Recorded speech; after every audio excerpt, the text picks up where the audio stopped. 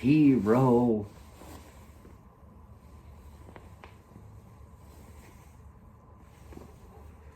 I gotta quit wearing this jacket. It just makes too much noise. It's like rolling up close to somebody in your sleep and them not wanting you there anymore. You know, it puts the lotion on. Hee-Row. Something just occurred to me. Several things just occurred to me while I was in the shower.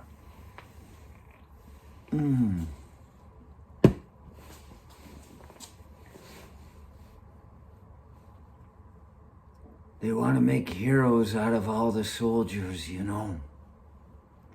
And it looks good on paper. It looks good on film.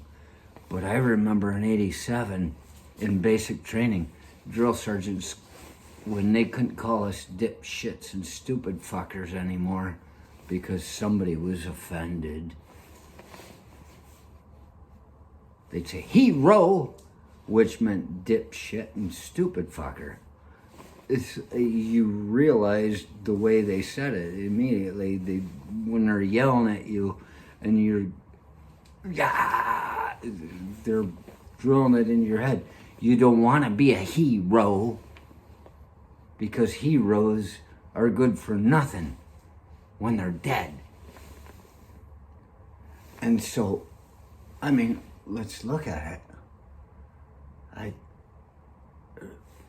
Forrest Gump, he got a Congressional Medal of Honor. He wore it well. He had a really good posture too. For a fucking mildly handicapped guy, he wore it well, and he was the perfect candidate.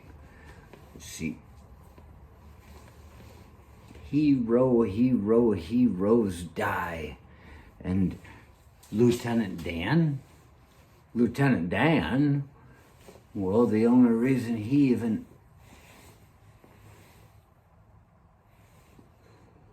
got close to being heroic was because of Forrest.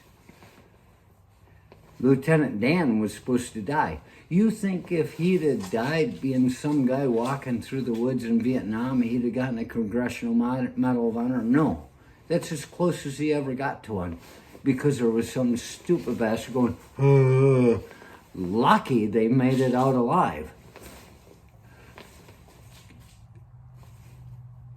Could have been Lieutenant Dan dying out there alone,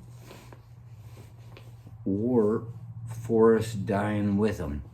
And then they would have had one less soldier to have. And they put all this stuff into the movies about heroes. Heroes. Why?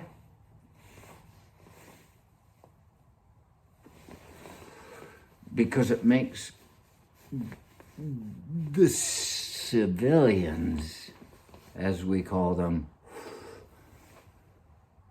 think that that's somebody worthy. And so you got some civilian, and he's like, I got nowhere to go. I could go be a hero. And he joins the military. They need fresh blood constantly. They keep us broke. They keep us poor. They keep us destitute of mind, body, and spirit. And they throw Hee-Row out there. And here we are. We go, I joined the Army to jump out of airplanes. That's all. The Army had the airborne training. I was like, I don't know where I'm going, but I want to jump out of airplanes. And that's why I went into the Army. Not only that, but because Frank Elliott, the recruiter in town at the time, was my cousin's neighbor. And he'd been grooming me.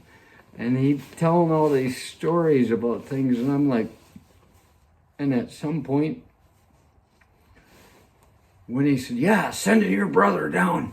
He's going to fly down to Detroit to get his physical. I was like, fly?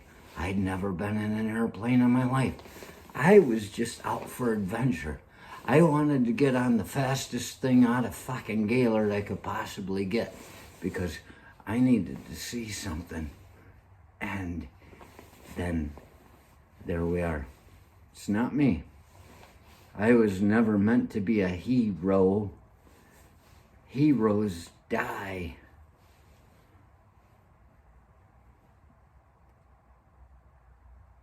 And then you get out. And all of you out there know this.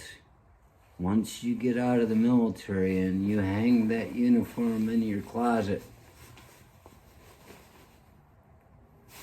the girls can't see it on you anymore. And you're just another guy. You want to be a hero? Hee-Row.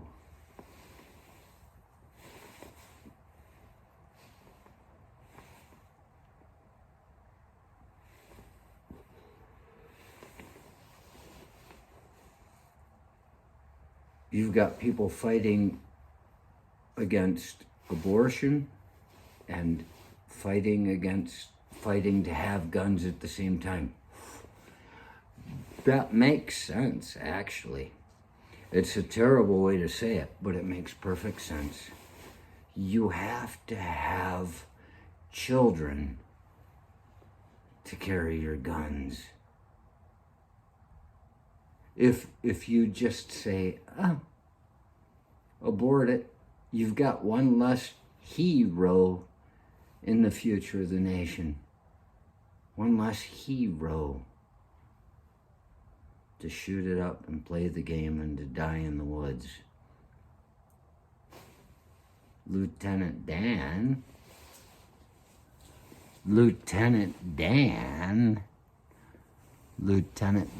all he got was not getting laid because there was poor Forrest and she smelled like cigarettes. She tastes like cigarettes. Well, come on, Forrest. Just start smoking.